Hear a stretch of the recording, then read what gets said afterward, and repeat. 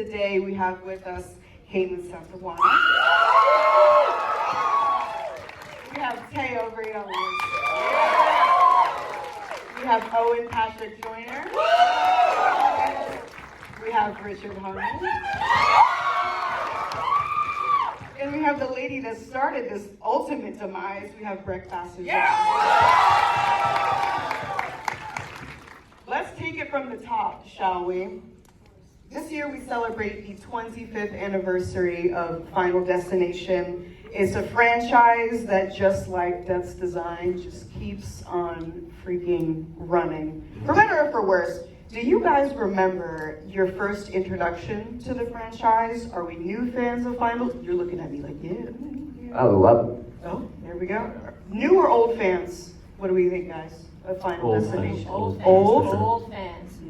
Newish. I hadn't seen the movies. I hadn't seen the movies when I filmed it, but I went back afterwards. So. How's that marathon like? It's intense. It's pretty intense. I think it translates pretty well now, doesn't it? Does anyone remember the first time they seen Final Destination? Yeah. I think I introduced myself kind of like halfway through. I think I watched the third one first because I had this friend. I don't remember how old I was. I was super young, but I watched the third one first because she forced me to. And I'm from Vancouver, so and all of these movies were shot in Vancouver. -4. -4. Yes. Thank you, Richard. -4, and all of it was the roller coaster thing. So getting to see that on screen and then going to that roller coaster after the fact, I remember like praying. Like I think it kind of like triggered me. Like I would go to like roller coasters afterwards, and every single time I would get on them, but I would pray before I would go on them. So that was kind of my introduction. Some would argue the trauma is the point. Yes, you're right. You have a point. You have a point. Yes. This guy, and I know these movies, I love these movies, I've seen all of them multiple times, and then I never heard back. And then 8 months went by, there was a strike, and then I auditioned to be Paul, your husband. I know Paul. Yeah, I auditioned to be him. And I was like, I feel like I'm way better suited for Eric. And then they brought it back to Eric, and I was like, I taped it in New York. I got off for red eye, so I was a little haggard. And I did it, and then 2 days later, I did it for the directors, and then I joined on. You guys have all already known each other, and then I hopped on real late and had a great time. He healed up nicely. That was Richard's idea. He came to the directors and was like, can we do this? This inspired me. I thank you. I looked at them and I said, somebody like this, he's not going to stop piercing there at the nipples. I said, what do you mean? I said, I think you know exactly what I mean. I said, you should not be embarrassed to do that. And I said, if you're not embarrassed in a Final Destination movie, you're not doing it right. This thing, death should take your pride, your, everything about you. It should strip it all from you and break you down and make you bleed. You did that. When this is God-given art. And I will take that with me. I can't even explain to you what that means, but you just know. You're so blessed to be able to just be in a room with him and also be a part of such a huge franchise and know it. So that was something that I'll take with me. It was also something that I'll take with me through the rest of my career. Getting to work with him, that's definitely a highlight for me.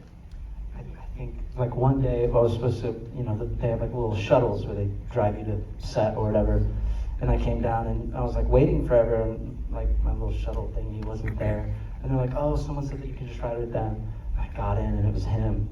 And I was like, oh my God, this is crazy. I was sitting right, you are, you started getting all clammy and stuff. And I was looking down, I didn't want to talk to him or bother him. I didn't know if he had a process. And he just started making me open, he just started asking me all kinds of questions about where I was from and my family and how I got into this and how I fell into it and how I'm feeling about how it's going so far. And he just gave me, different pieces of advice. It was super duper special. It was really cool. Based on their decisions around Death's Design. Can we pick our own? Yeah. Charlie's just me. Yeah. Yeah. Yeah, I think I would be Bobby. I think I would definitely be Bobby. I appreciate that. I would be Bobby. I'm so scared. Like, I'm so queasy around blood. I like lied in my audition. I was like, no, I can handle blood, like bring it on, thinking that it was gonna be CGI most of the time, but it wasn't. So, No, yeah, I Final would be Bobby. Destination does not do CGI, yeah. No, yeah, I would be Bobby. There's a beautiful shot of you on the cover of Rue Morgue magazine, just drenched in Oh, yeah. blood. It's fantastic if you guys have seen it already. Who embodied some of our most beloved characters in horror, most importantly Candyman and the mortician Bloodworth. So the ominous cloud that he brings to his performances will be very greatly missed. And I'm very happy as a member of this community to see this performance of his, and to bring it back to 2000 for a second, because that was a lot of, I'm a 90s kid. That was a lot of our first introduction to this mogul of horror, this bringer of this blanket of dread, and a lot of us are trapped here now and we can't escape it. But this is a big deal, and he means a lot to us in this community. So I'm very curious, just how was it having Tony Todd as a scene partner? I've met him once, and he's very tall, and just like he is on the screen, he is a very ominous man. I just need to know about the vibes in the room, working with Tony Todd. Whoever Just a can. master That class, was, huh? yeah, Just I sitting felt like there I was watching at school. Yeah, I felt like I was at school. Just glued to him. Yeah. And you know, we're all sitting there in a line, Yeah. and I feel like we didn't talk all day. We just watched We him. didn't talk all day. We didn't talk all day. With certain great actors, there's no other word for it but gravity to them. He had that Something in deep. spades. Yeah. I mean, I'm literally wearing a Candyman pin right now.